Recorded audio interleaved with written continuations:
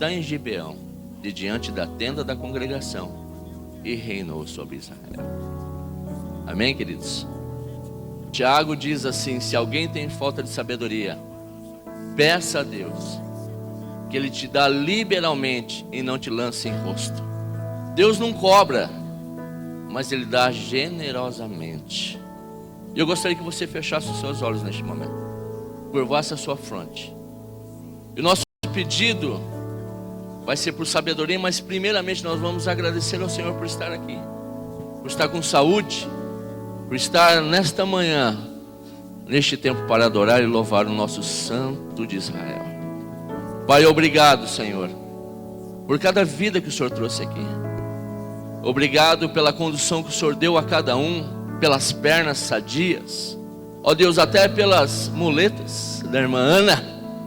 Obrigado, Senhor, porque nós temos o privilégio de estarmos aqui na Tua casa nesta manhã. E nós queremos pedir sabedoria, para que possamos administrar a nossa vida, os nossos negócios, as pessoas que estão ao nosso redor. Nos dê conhecimento da Tua parte, para que nós possamos sempre engrandecer o Teu santo e bendito nome. Sê conosco nessa manhã, no começo dessa semana. Declaramos essa semana abençoada na Tua presença. Nos dê todos os livramentos necessários e glorifica o Teu santo e bendito nome. Que sempre possamos estar no centro da Tua vontade, que nós nunca possamos sair dela, Senhor, porque nós queremos agradar o Teu coração. Muito obrigado, Senhor, pela Tua palavra, pelos louvores que nós vamos entoar ao Senhor. Que o Senhor esteja, ó Deus, perdoando os nossos pecados, para que possamos ter liberdade para chegarmos até o trono da graça e alcançar o Teu coração, ó grande Rei. Senhor, receba a nossa adoração, receba o nosso louvor. Fala conosco através da Tua palavra nesta manhã, para a glória e louvor do Teu santo e bendito nome, em nome do Senhor Jesus. Grande é o Senhor e muito digno de louvor,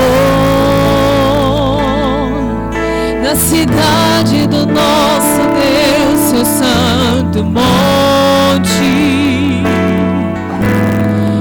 Alegria de toda a terra.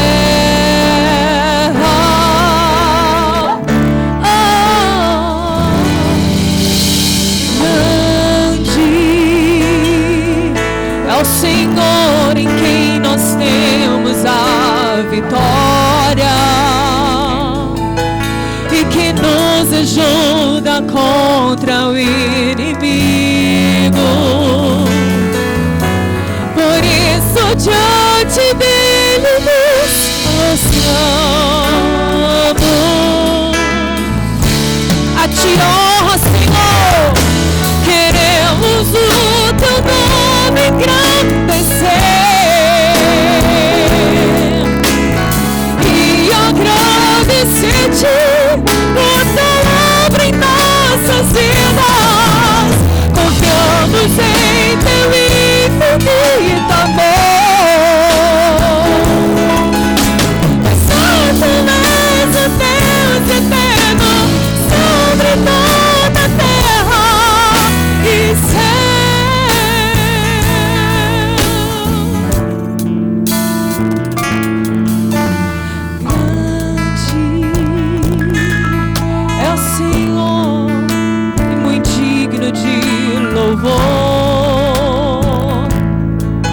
Na cidade do nosso Deus, seu santo monte. Alegria de toda a terra.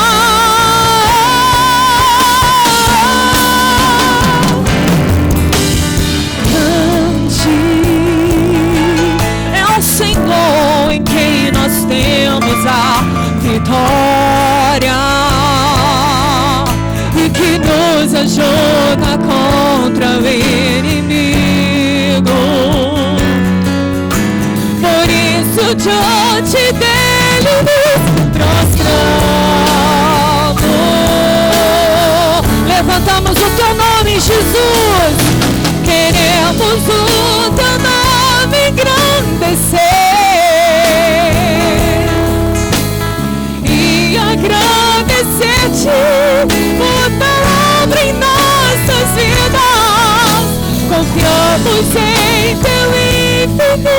infinito amor. Pois só tu és o Deus eterno sobre toda a terra e céu, Jesus. Queremos o teu nome engrandecer e agradecer-te por tua obra em nossas vidas. Confiamos em teu infinito amor, pois só tu és o Deus eterno sobre toda a terra. Pois só tu és o Deus eterno sobre toda a terra. Pois só tu és o Deus eterno sobre toda a terra e céu.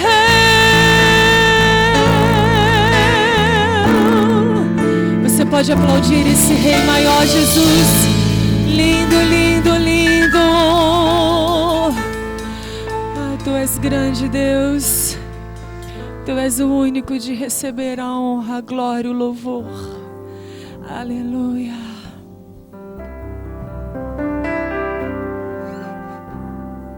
Ao único que é digno de receber a honra e a glória, a força e o poder, ao Rei eterno, imortal, invisível, mais real. A Ele ministramos o louvor. Você pode cantar novamente. Único.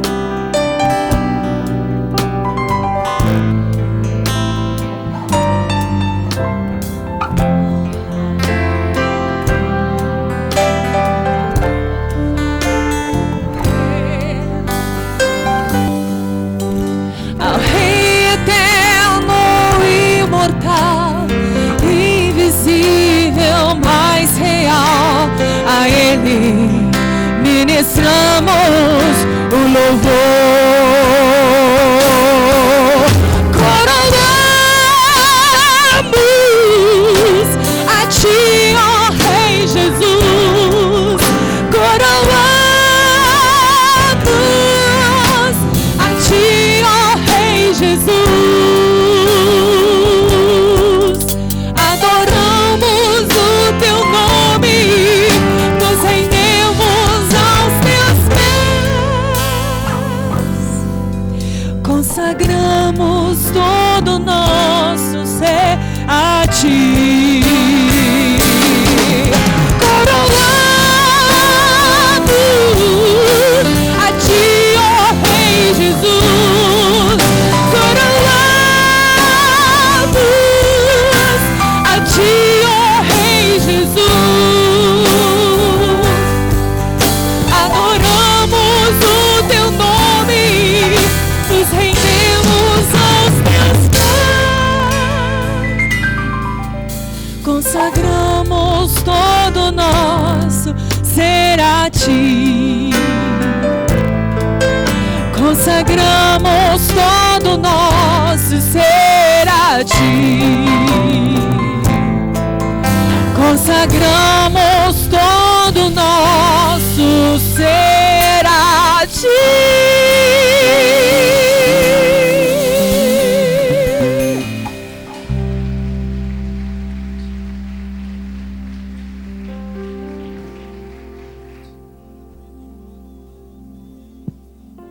Amém. Podem assentar-se.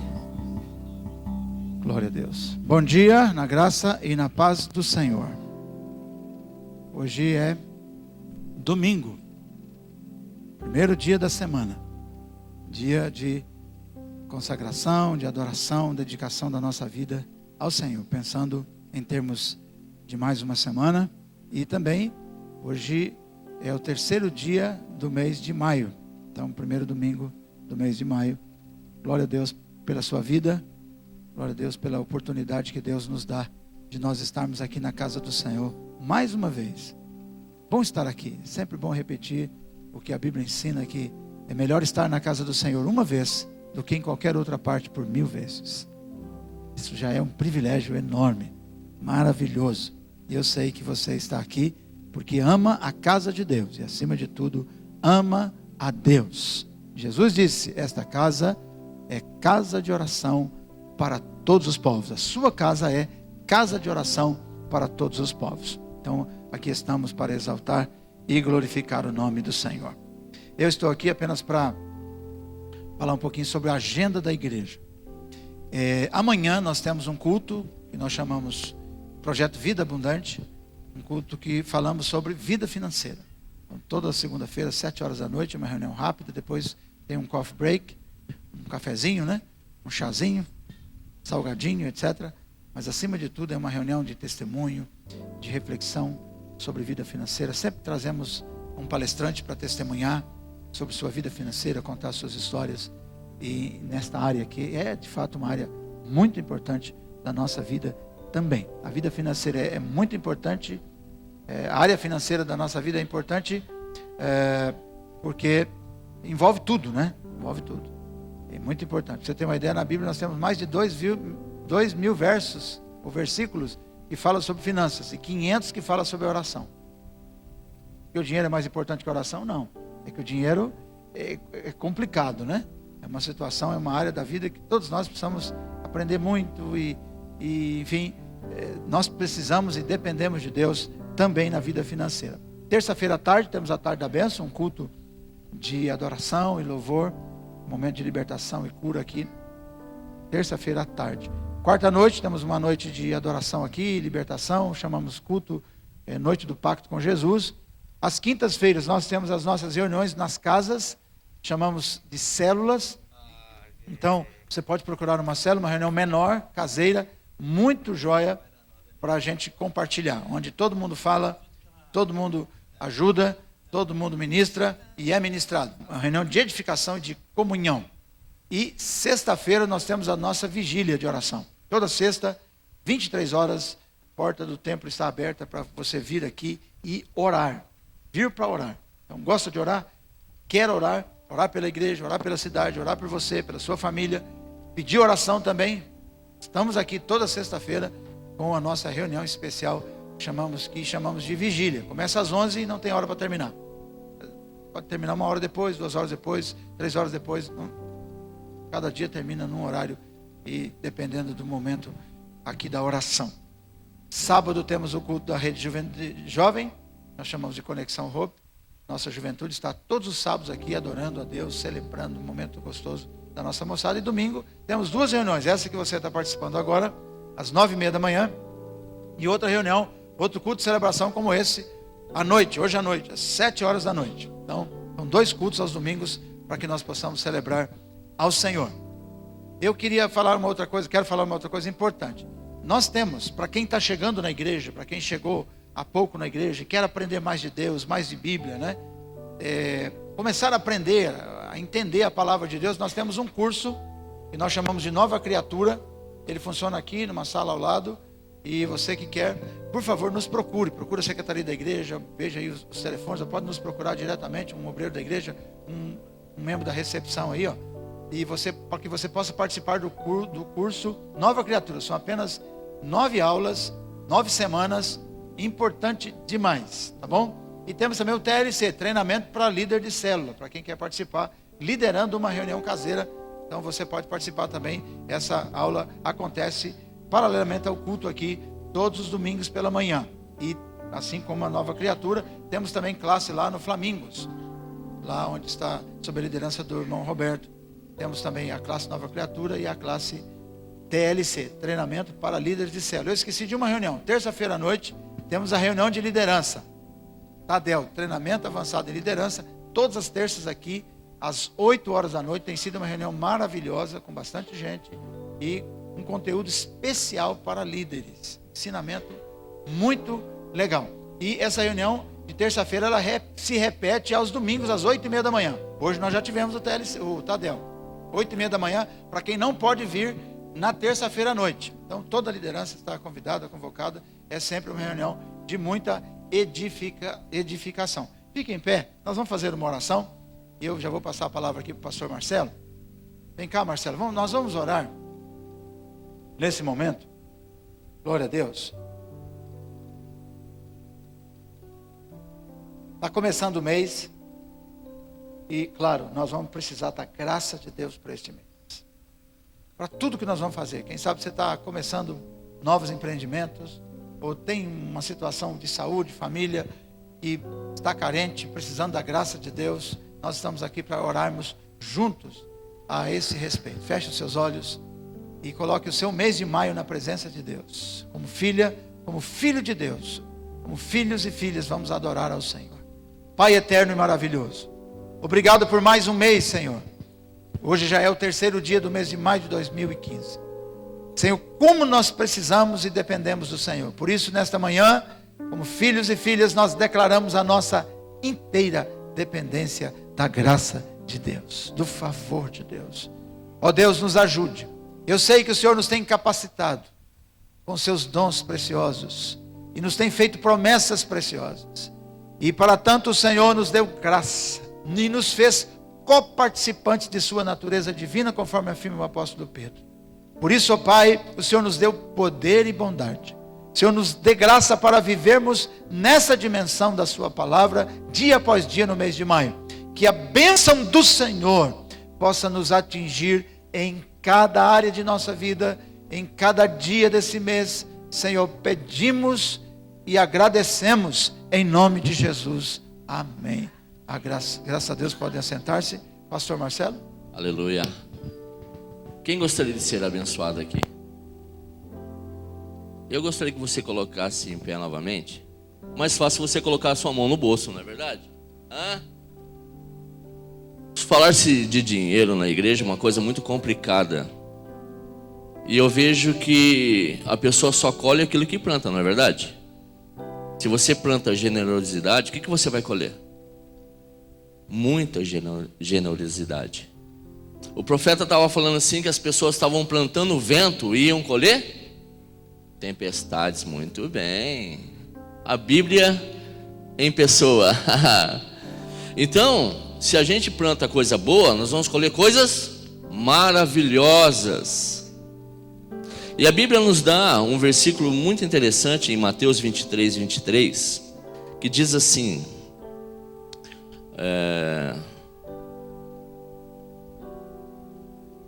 ai de vós, escribas e fariseus hipócritas, pessoas fingidas, porque dais o dízimo da hortelã, do endro e do cominho, e tendes negligenciado os preceitos mais importantes da lei, a justiça, a misericórdia e a fé.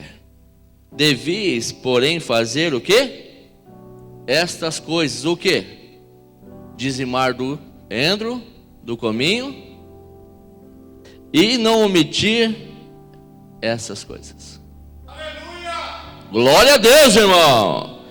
Omitir o que? A justiça, a misericórdia e a fé. Se você não pratica essas coisas, eu vou te dizer uma coisa: não adianta você dizimar aqui.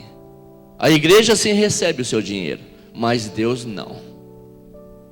Porque o que mais vale para o Senhor é um coração quebrantado, um coração contrito, uma pessoa que é generosa de alma, de coração, e que faz aquilo que Deus quer. Na frente dos homens, eu gostaria que até os pastores ficassem aqui para abençoar a sua vida na hora que você for ofertar aqui. E aquele que está precisando de uma bênção financeira, que está precisando de verdade, venha com fé. A hora que os homens de Deus tocarem em você, será liberada uma bênção sobre a tua vida. Acredita nisso? Eu creio nisso, por isso que estou aqui nesta manhã. E eu gostaria que você realmente fosse uma pessoa que se dedicasse totalmente ao Senhor. Não somente com os bens que Ele tem te dado, mas com a tua vida, que é o mais importante, né, Carlinhos? Tudo que nós fizermos aqui na face dessa terra é para o Senhor. Amém? Pastor Júnior, Pastor Roberto, fique na frente do gasofilácio. Gostaria que você tirasse a sua oferta e colocasse no seu bolso. Gente, não precisa ser coisa grande não. Para Deus, o pouco é muito. Amém? E que você, aquele que não tem o que ofertar e quer receber uma bênção, vem aqui na frente também. Eu vou orar primeiro, depois você vem. Amém? Pai Santo, nós estamos aqui como atalaias do Senhor, como ministros e com fé no coração, porque sabemos que este mês de maio será um mês diferente. O Senhor diz para nós provarmos a nossa fé. O Senhor disse que nós, ó Pai, ofertássemos na casa do Senhor, o Senhor escancaria as janelas do céu.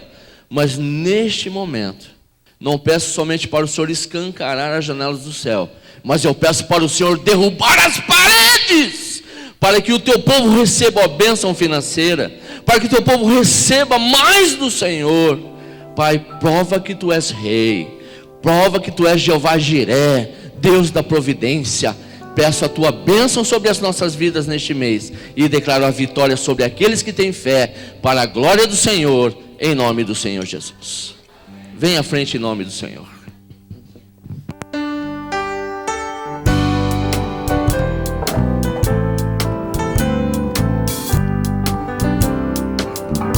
Deus enviou seu Filho amado para nos salvar e perdoar. Na cruz sofreu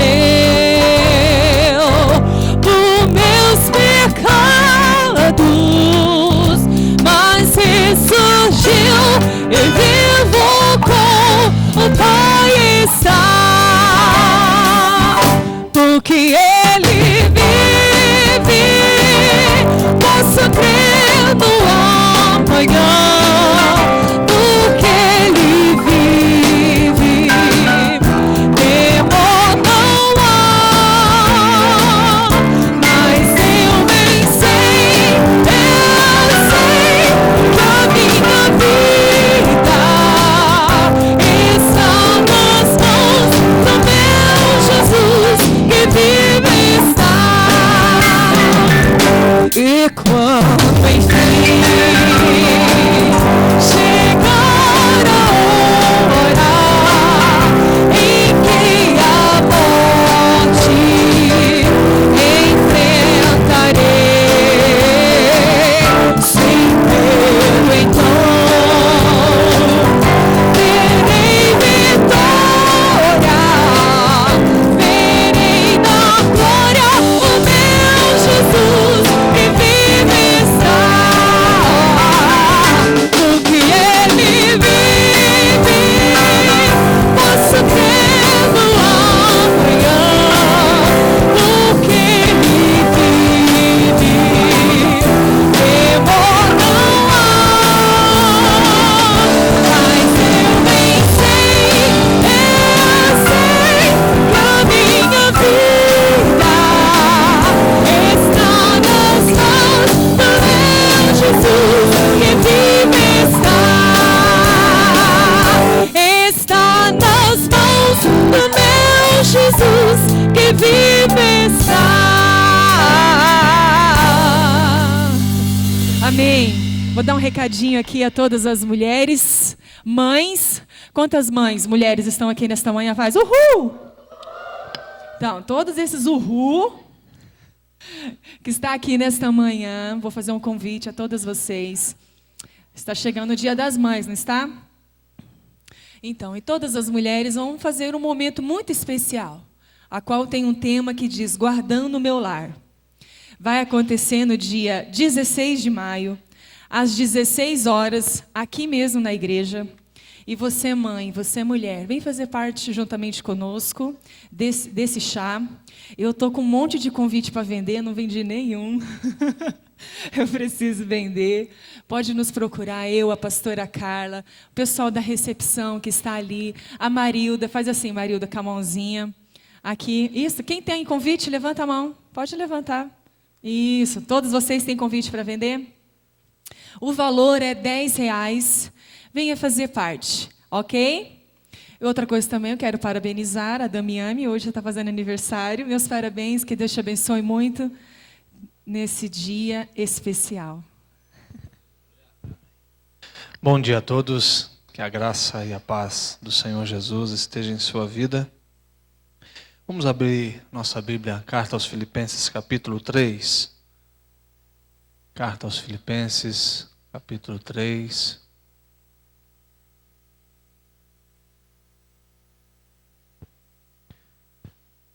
O verso 2 até o verso 10.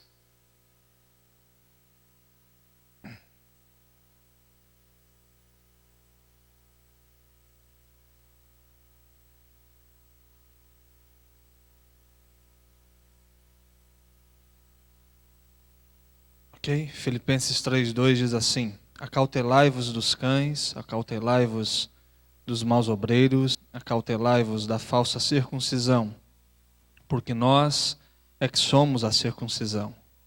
Nós que adoramos a Deus no Espírito e nos gloriamos em Cristo Jesus, e não confiamos na carne. Bem que eu poderia confiar também na carne. Se qualquer outro pensa que pode confiar na carne, eu ainda mais. Circuncidado ao 8º dia, da linhagem de Israel, da tribo de Benjamim, hebreu de hebreus, quanto à lei, fariseu, quanto ao zelo, perseguidor da igreja, quanto à justiça que há na lei, irrepreensível. Preste atenção agora a partir do 7, ok?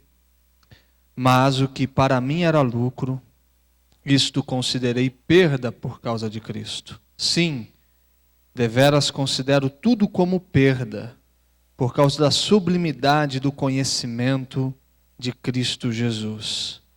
Por causa da sublimidade do conhecimento de Cristo Jesus, meu Senhor, por amor do qual perdi todas as coisas. Perdi todas as coisas e as considero como refúgio. Em uma versão um pouco mais forte, diz esterco, não é? Está assim aí? Ok? Então é isso mesmo que você acabou de pensar.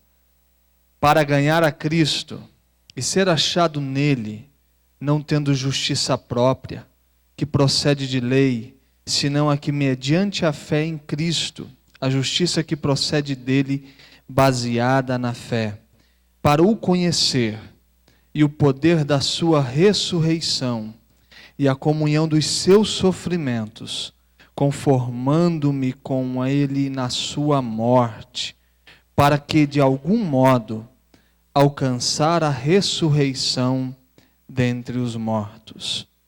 Eu gostaria de falar nesta manhã sobre essa frase, por causa da sublimidade do conhecimento de Cristo. Amém? Vamos orar. Pai, obrigado por esse tempo, obrigado pela Tua palavra, que o Senhor fale conosco e nos transforme. Em nome do Teu Filho, nós oramos. Amém e amém. Possivelmente, na cabeça de Paulo, quando está escrevendo o capítulo 3 da carta aos Filipenses, está aquele fato de Atos 9, onde a sua transformação aconteceu.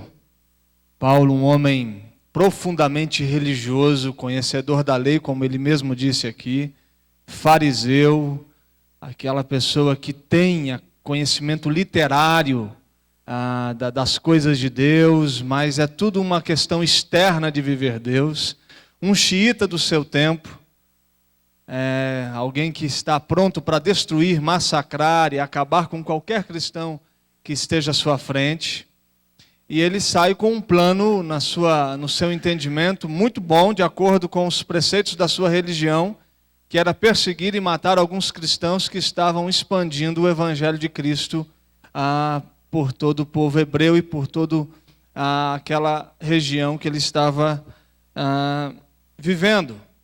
Ele pede cartas e sai à procura destes homens que estão levando o nome do Senhor Jesus. Agora, o que acontece no meio do caminho é que ele tem um encontro com aquele que ele perseguia. Ele tem um encontro com Cristo. E ele define isso como um trauma na sua vida. Esse novo nascimento, quando Paulo vai falar sobre isso, ele está dizendo que isso foi algo como se fosse um trauma, algo que mudou radicalmente a sua forma de viver. E quando ele fica cego e depois ele entende o que caminho deve seguir, há todo um processo sobrenatural, uma conversa profunda com o próprio Cristo.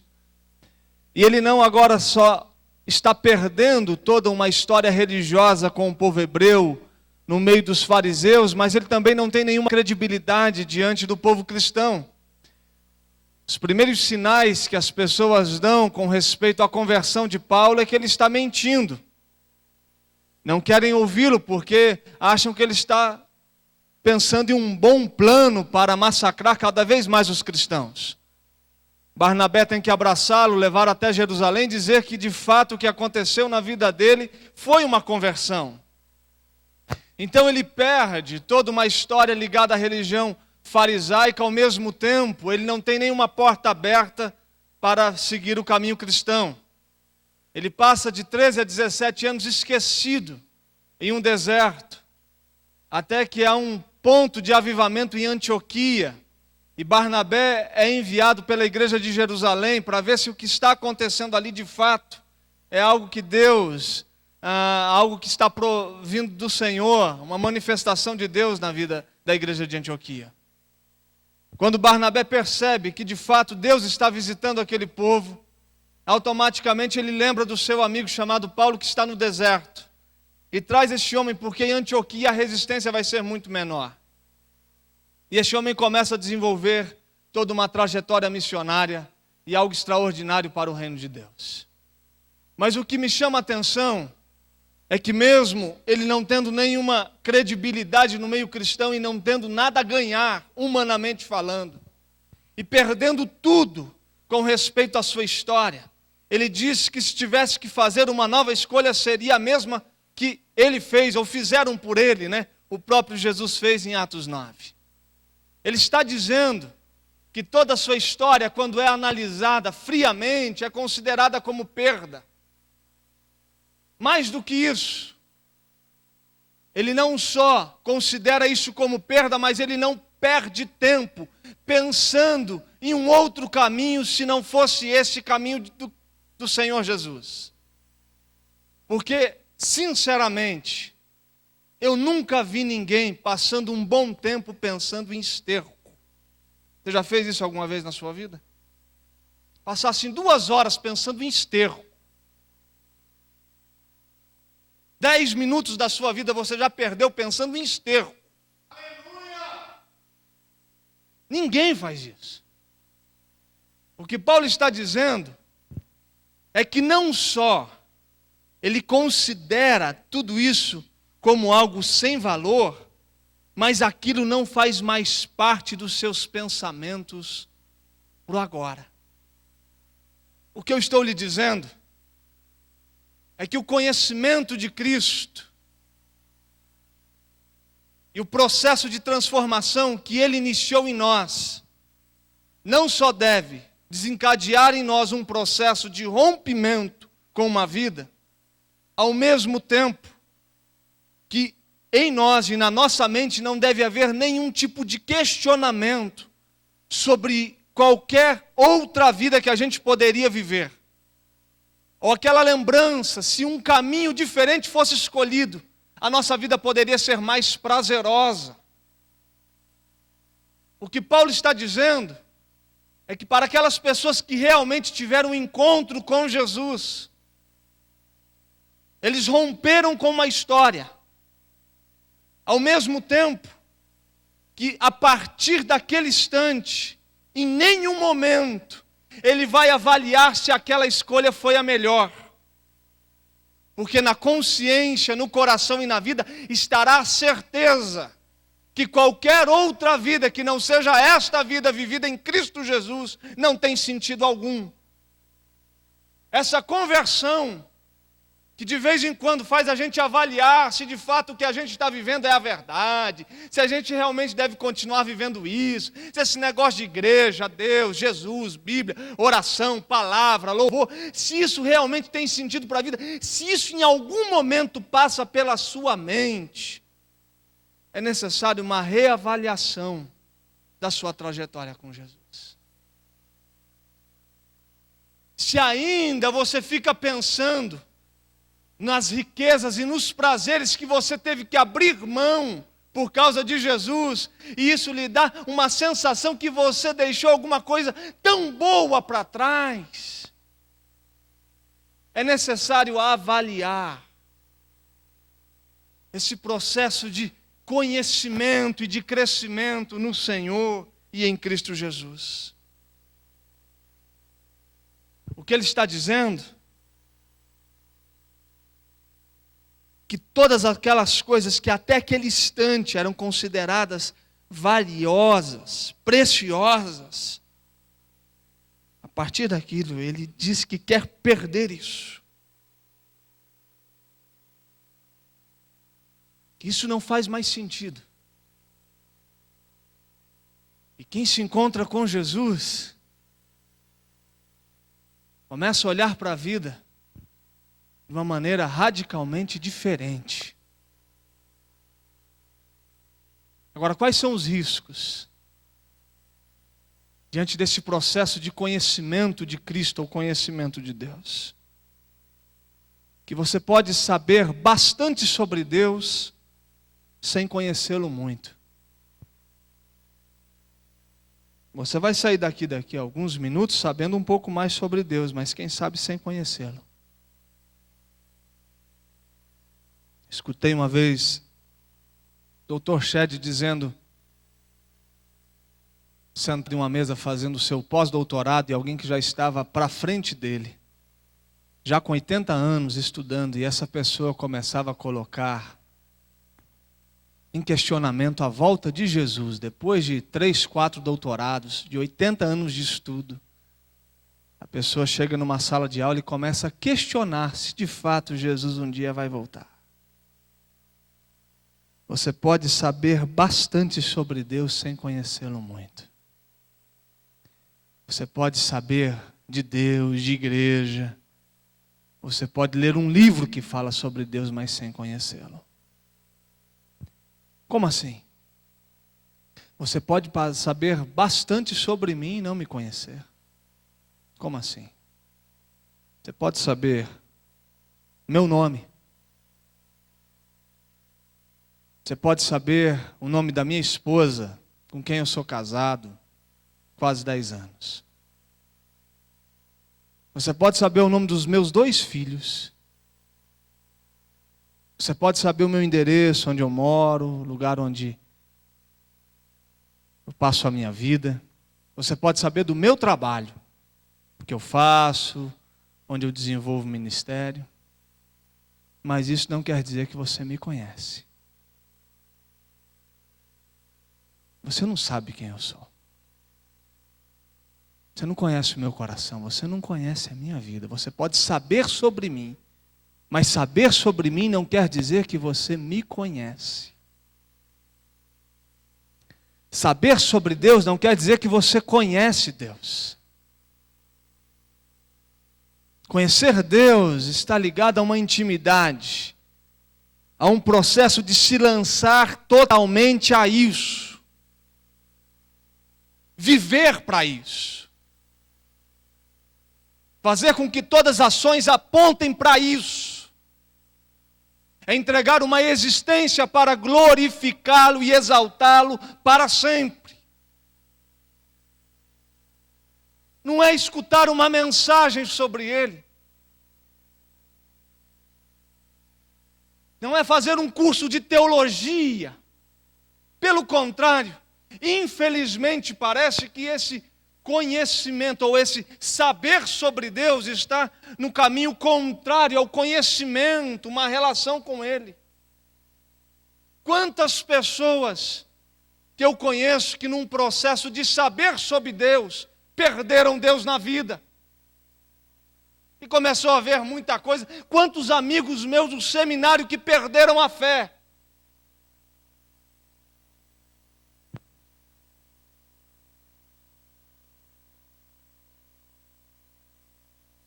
Paulo está nos falando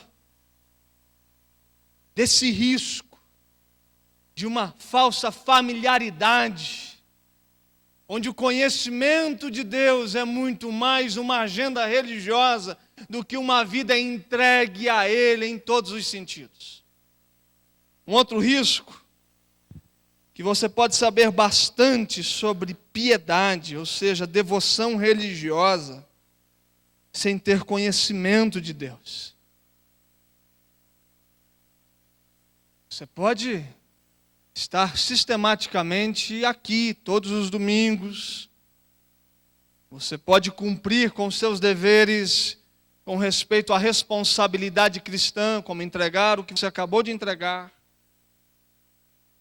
Você pode, domingo que vem, cumprir mais uma atividade da sua vida religiosa, que é comer do pão, beber do cálice. Mas isso nem sempre quer dizer que você conhece a Deus. Porque ainda existe uma possibilidade de avaliar se o prazer da vida cristã é melhor do que o prazer da vida sem Cristo. Você ainda está disposto a negociar isso. Você não está ainda dizendo como Paulo, perdi todas as coisas. Eu perdi tudo. Agora, o que eu considero que perdi, eu as considero como refúgio ou como esterco. Não só perdi, mas isso não faz mais parte dos meus pensamentos e da minha avaliação, porque isso não tem valor algum diante do grande valor e do grande tesouro que encontrei.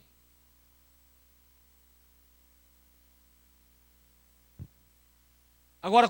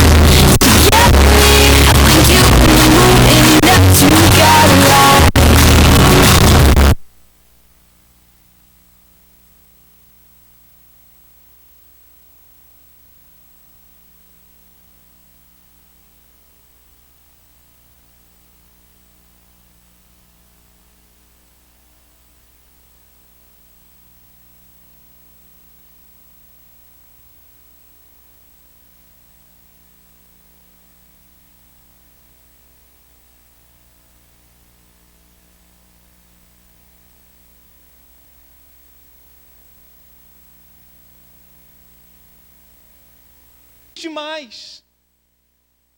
A gente está vendo um texto deste homem que nos mostra isso. Ele sabe estar abatido, como sabe ser exaltado, no desânimo, sendo animado. Ele vai dizendo todas as possibilidades da vida, na riqueza, ou na prosperidade, ou tendo falta das coisas. Paulo o tempo todo está vivendo para Deus. No esquecimento, no anonimato. Mais de 10 anos esquecido. Não se ouve falar, mas aquela fé vivida no particular, na intimidade, que cresce mesmo quando ninguém está vendo. Quando eu falo de força por meio dele, eu estou falando de crescer de forma robusta. De gente que todo dia cresce no Senhor. A síndrome de Peter Pan é uma realidade dentro da vida cristã. Pessoas passam o ano, a vida, e você percebe que não houve um crescimento, há uma relação com Deus tão infantil. Todos os dias Deus precisa provar com um sinal muito claro que é Deus, e já não vive mais por essa relação, mas Deus tem que viver esse negócio de operar todo dia uma coisa, que todo dia tem que fazer, mas a gente não vive esse processo de crescer na relação com Deus. Se Deus cura, a gente crê no Senhor, e se Deus não cura, a gente crê do mesmo jeito. Se Deus faz, a gente acredita que Deus está fazendo, mas se Deus na sua soberania não quer fazer, a gente continua crendo. Mas a nossa fé não permite mais ser avaliada pelas circunstâncias externas. Cresceu dentro de nós. O Evangelho ficou grande na gente. Quando eu falo de força por meio dele, eu estou falando de restauração, de sustentar, de encorajar. É sustento para os fracos, é encorajamento para os desanimados. Agora, tudo isso a gente só acontece por meio dele. Todas aquelas situações que hoje trazem desânimo, enfraquecem a sua vida, tira a vitalidade do seu ser. Eu quero lhe dizer com toda certeza no meu coração, que por meio de Deus, há força e poder para enfrentar todas as circunstâncias da sua vida. Amém? Segunda verdade, os que conhecem a Deus pensam grandes coisas sobre Ele. O Altíssimo domina sobre os reinos dos homens. Quando a gente pensa no Senhor, a gente pensa grandes coisas sobre Deus. Quem conhece a Deus, conhece a grandeza de Deus. Conhece a autoridade de Deus. A soberania de Deus, que é o governo justo e misericordioso sobre todas as pessoas e sobre todas as coisas. Conhecimento de Deus nos faz imaginar e ter a certeza da grandeza dos céus que proclamam a sua glória, dos firmamentos que anunciam as obras das suas mãos. A gente vive para um Deus grande, que governa de forma justa e misericordiosa todas as coisas, que está sentado em um alto e sublime trono, e que o mundo está sob o seu governo. A gente tem um adversário, a gente tem um inimigo, mas jamais, numa batalha espiritual, a gente deve pensar que o poder desse inimigo pode se igualar à grandeza do Deus que você serve. É pensar grandes coisas sobre ele. As nossas orações falam muito sobre o que a gente pensa sobre Deus. Eu gosto de ouvir a oração das pessoas, porque as orações falam muito sobre a fé. O jeito que a gente ora. Eu dizia para alguém esses dias que hoje, infelizmente pela agenda e pela correria, eu oro muito menos do que orava há 15 anos. Teve uma época da minha vida que eu orava 3 horas por dia. Uma época da minha vida que eu, de vez em quando, eu tirava para 48 horas fechado, orando. Me lembro quando foi para definir a minha vocação, para onde eu ia, pedi para o meu pai me levar para um lugar longe e me largar sem comida durante 2 dias. Falou, daqui 2 dias o senhor volta a me buscar, porque eu preciso definir para onde vou e se realmente Deus tem um chamado para a minha vida. Mas quando eu conversava com essa pessoa, eu dizia, mas hoje a minha oração pode ser menor do que antes, em tempo. Mas ela tem muito mais sentido. Quando eu falo com Deus, por toda a história que a gente tem vivido, a minha oração tem mais sentido. Eu falo coisas que realmente têm significado no meu coração.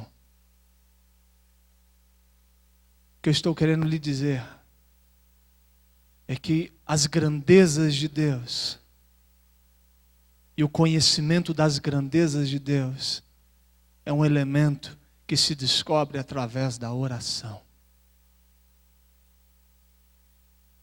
Se você olhar os salmos, que não é uma construção teológica, mas é uma construção psicológica, e eles estão dizendo o tempo todo coisa para Deus, você vai ver que o salmista está falando de Deus, da eternidade de Deus, da grandeza de Deus, da glória de Deus, e tudo aquilo é oração.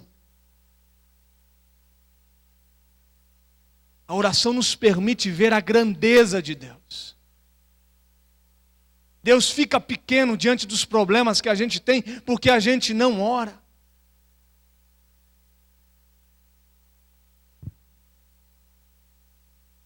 A gente não descobriu o valor disso. A gente está tão cercado e tão acessado o tempo todo que nos falta tempo para nos concentrarmos em um processo de intimidade com Deus. É tanta coisa ao mesmo tempo acontecendo, é tanta notícia, é tanto celular que apita, é tanta coisa que nos falta esse entendimento de uma oração para entender a grandeza de Deus. O conhecimento de Deus faz com que a gente pense grandes coisas sobre Ele. A terceira verdade, os que conhecem a Deus são ousados por causa de Deus. Em Atos 5:29, quando os apóstolos estão presos, e eles são confrontados pela fé que estão afirmando, eles dizem, mais vale obedecer a Deus do que a homens. É você ter a disposição de perder a vida por causa da fé. Atos 20:24, olha o que Paulo vai nos falar sobre ousadia.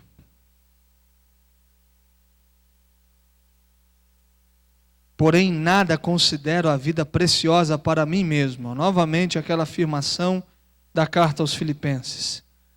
Contanto que complete a minha carreira e o ministério que recebi do Senhor Jesus para testemunhar o evangelho da graça.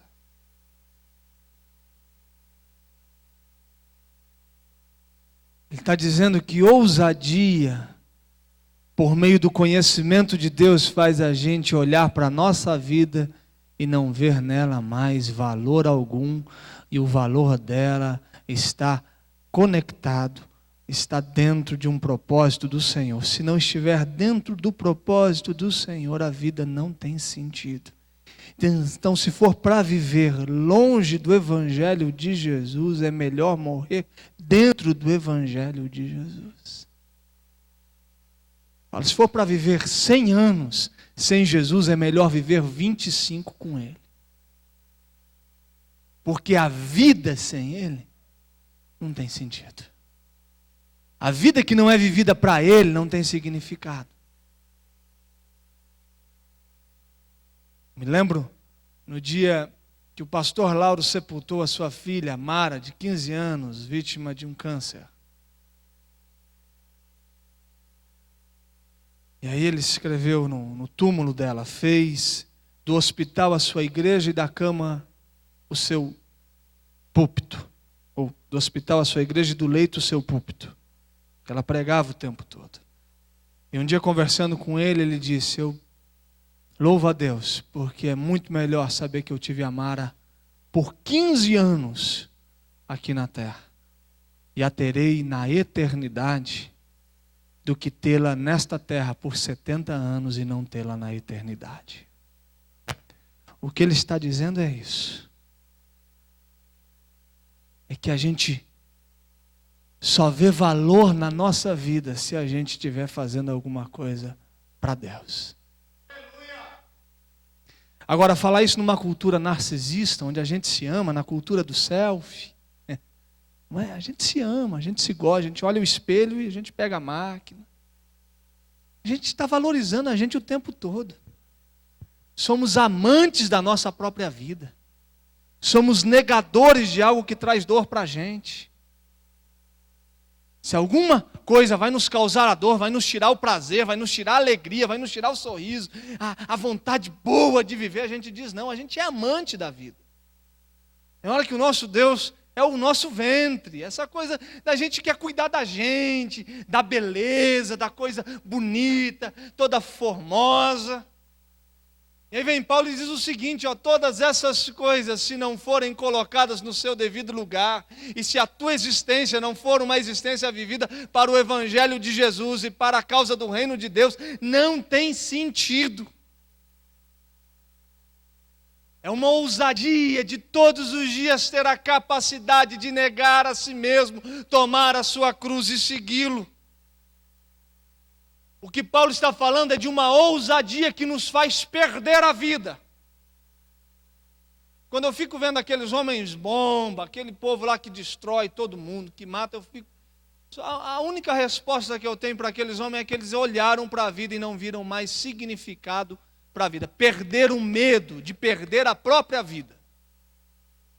Aquela ousadia, por mais louca que seja, por mais demoníaca que seja, é uma ousadia de alguém que perdeu amor à própria vida. Agora, jogando isso para o sentido da compaixão, do amor e da entrega para o próximo, onde a gente vê no próximo o nosso sentido do amor, a nossa entrega do amor, é essa ousadia que eu estou falando. O grande problema é que a gente está olhando a cruz como um símbolo, e não como um meio de amor para a gente se entregar para o outro. A gente olha para a cruz como um símbolo e não como um lugar de ousadia para aqueles que decidiram perder a vida.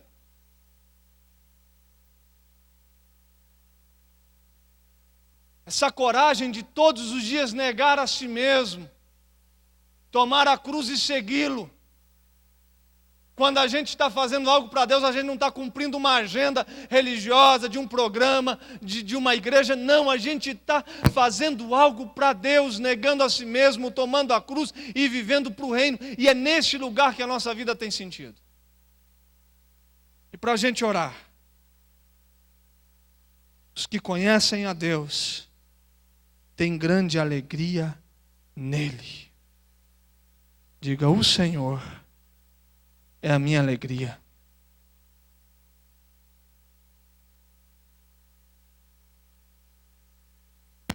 Ele é a alegria da nossa alegria. A nossa alegria é o Senhor. A gente sorri por causa do Senhor. A nossa alegria é o Senhor. É o contentamento. É um outro critério para ver se a gente conhece a Deus de verdade. Sabe por quê? Que quanto mais você conhece a Deus, menos exigente você se torna. Sabe por que ainda você tem uma lista de exigência para Deus? Porque você conhece pouco a Deus. Porque quanto mais você conhece a Deus, menos exigente você se torna. Porque quanto mais você conhece a Deus, mais você se conhece e mais você se vê como alguém que não deveria ter nada. Como alguém que não tem valor algum em si mesmo, pode exigir alguma coisa do Senhor. O contentamento é a certeza que a gente possui o melhor da vida. Mesmo não tendo nada, a gente possui tudo. O contentamento é para aqueles que de fato entenderam a alegria da alegria, que é o Senhor. Essa capacidade de passar por inúmeras situações nessa vida e continuar se alegrando no Senhor. Eu não sou muito velho, estou com 35, mas tenho toda uma herança de vida cristã familiar. Eu cresci correndo em igreja. E eu vi muita gente sofrendo, sendo feliz por causa do Senhor. Eu vi muita gente com vontade de viver para Deus, mesmo quando as situações não eram as mais confortáveis. Mas parece que em algum momento a gente mudou o caminho. A gente chega para um culto desse com uma série de exigências para Deus. E a gente vive a vida cristã querendo muito. Tem que ser o outro carro, a outra casa. Isso é uma loucura. Uma insatisfação. Se conhece um país assim, tem que conhecer 5. Tem que conhecer o mundo. E Deus tem que fazer um exercício enorme para ficar agradando essa série de gente exigente. A gente para de desfrutar do melhor da vida, da comunhão com o Senhor, de tê-lo no coração, de poder chegar e olhar no rosto dele pelo novo e vivo caminho, de pensar nessa vida como um curto espaço de tempo, mas que a nossa eternidade está garantida, porque ele foi nos preparar um lugar. De olhar para o Filho e falar para ele que a maior riqueza que ele possa ter na vida é a fé em Deus e em Cristo. Essa é a herança. A gente acha que a herança é o diploma universitário, é a carreira promissora. Não é. Se você fizer isso com esse garoto, daqui 20, 30 anos, ele vai ser um infeliz.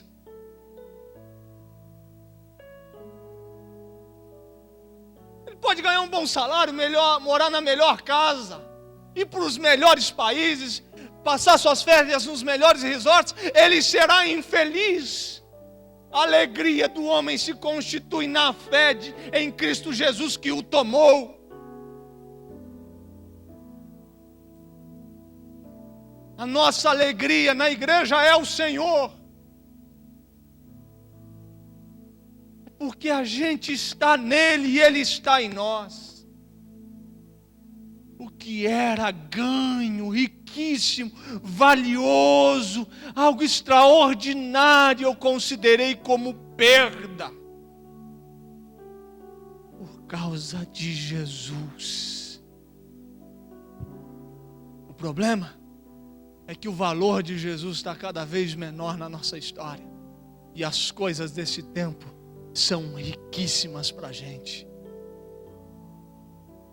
A gente quer usar a Deus para que Ele possa nos dar as riquezas que a gente está desejando, querendo. E a gente não está indo para Deus tendo nele a nossa grande riqueza e a nossa única riqueza. O que a gente faz?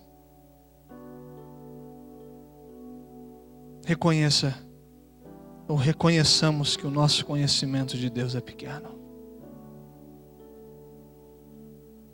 Segundo, busque conhecê-lo mais e mais.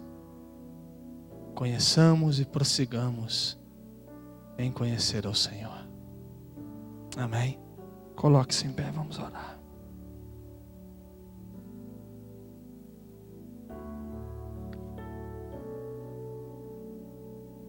Você que hoje quer se derramar mais num profundo conhecimento de Deus e começar a olhar para as coisas que são prazerosas para esse tempo, para essa cultura, e dizer: Deus, o meu prazer é o Senhor. Tudo que essa cultura, esse mundo diz como prazeroso, eu considero isso como perda pela sublimidade do conhecimento de Cristo. Saia do seu lugar, vem aqui à frente. Eu quero orar com você. O Salmo 40 tem uma expressão que o salmista usa, que é esperei. E quando a gente lê, pode trazer a ideia dessa espera ociosa, parada. A ideia da palavra é um juntar-se, é um grudar a Deus, é um abraçar profundamente no Senhor. Quando ele fala esperei, ele está falando: eu me grudei ao Senhor, eu me juntei, eu abracei. Sabe aquela relação que a gente tem com o filho? Eu falo muito sobre isso porque o meu momento existencial é de uma criança pequena. A gente de vez em quando anda com o filho assim, pega na mão, tá normal. De repente você pega esse garoto e abraça, coloca junto ao peito e beija. É isso que ele está dizendo: esperei, eu me juntei. Deus me pegou pela mão, me abraçou. Essa fé afetiva de estar junto, de estar perto. De vez em quando é isso, a gente vai andando com Deus e Ele nos toma e nos abraça, e a gente passa a conhecê-lo numa relação íntima, profunda e transformadora.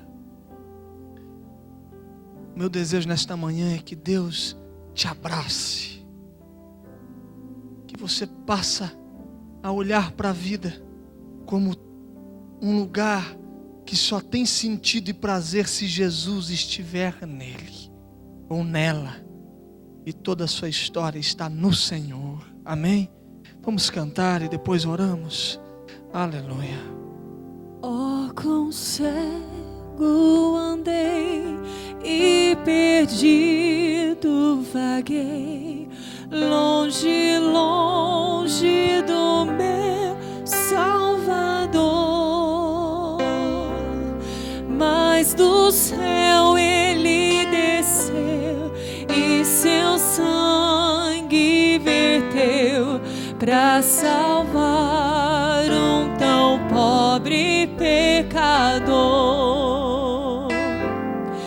Foi na cruz, onde um dia eu vi meus pecados castigado em Jesus. Foi ali pela fé que os meus olhos abri, e agora me alegro em sua luz. Eu ouvia falar dessa graça sem par que do céu trouxe o nosso Jesus, mas eu surdo me fiz, converter-me não quis. por mim, morreu na cruz. Foi na cruz, onde um dia eu vi meus pecados castigado em Jesus. Foi ali pela fé que os meus olhos abri, e agora me alegro em sua luz. Quão ditoso então este meu coração, conhecendo excelso amor, que levou meu Jesus a sofrer lá na cruz, para salvar um tão pobre pecador. Foi na cruz, onde um dia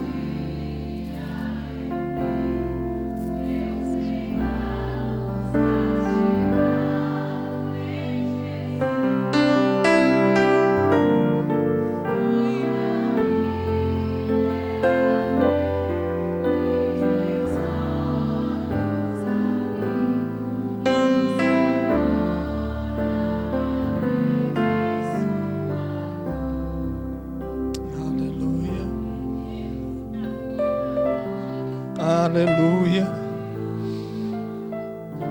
Aleluia, Senhor. Obrigado pela tua presença. Obrigado porque o Senhor está aqui. Obrigado por essa presença tão gostosa do teu Espírito que nos toma. Oh, Senhor, o Senhor tem liberdade em nosso meio. O Senhor não depende de ninguém. Se manifesta, toca corações, restaura, transforma, traga alegria ao entristecido, ânimo ao desanimado, esperança ao desesperançado, cura o enfermo, salva o perdido. O que para nós era lucro, consideramos nesta manhã como perda. Obrigado pela tua presença. O Senhor é o nosso bem maior. Todas as nossas fontes estão em Ti. O Teu amor, a Tua graça é melhor do que a vida. Que a gente viva para o Senhor. Que a nossa história Te glorifique. Que todos os nossos dias apontem para o Senhor. Nos perdoa, Senhor, pelos dias que vivemos nessa terra, como se o Senhor não existisse,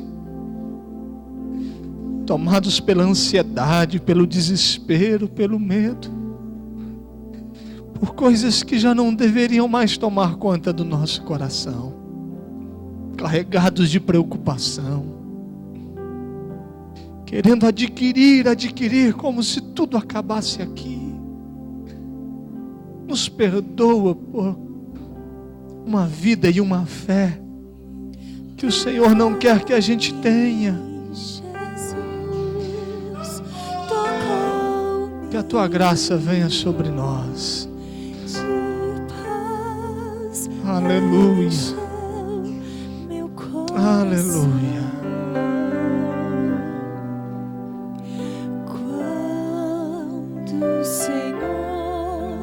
Jesus me tocou,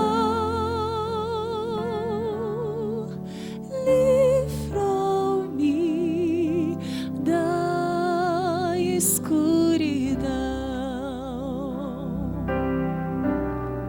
tocou-me, Jesus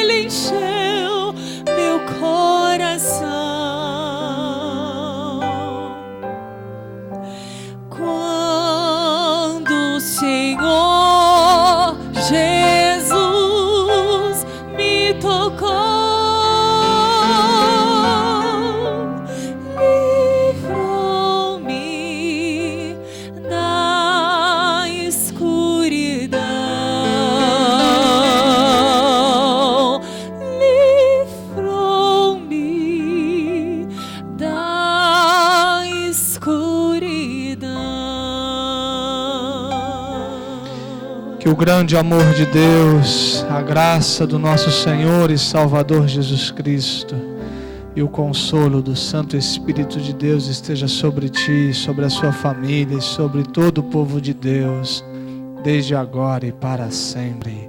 Amém. Dê um aplauso ao Senhor, vão em paz.